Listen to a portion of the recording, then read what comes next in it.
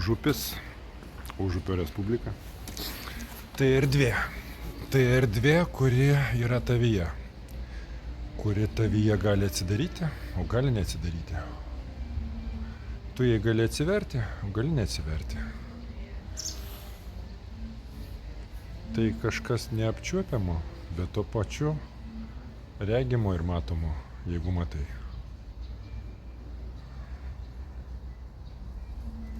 Kaip kategorija, kaip ir Tibetas. Kas yra Tibetas? Tibetas yra mistinė erdvė. Tu į ją gali patekti ir į Užupį gali patekti, į Užupio Respubliką. Jeigu labai nori. Taip gali aišku ateiti į Užupio Respubliką ir tiesiog praeiti, kaip turistui pasižiūrėjus į jos artefaktus. Sužinot kai kuriuos faktus, tarsi buvusius ir tau pasakytus kažkokio gido arba parašytus kokioj nors naujienų agentūros puslapyje kokiam nors. Bet gali įeiti giliai, patirti, pamatyti. Gali gyventi Užupio Respublikos erdvėje. Kaip erdvėje. Su jos konstitucija, subtilia hierarchija, Vilnelė, kuri juosia visą Užupio iš 3 pusių, kitų krantų.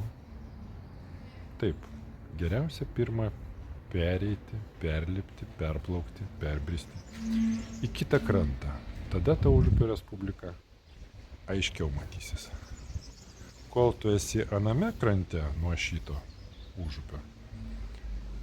Užupis yra, kažkokia keista vieta, menininkų respublika, dar kažkas. Visokie prisigalvoti terminai.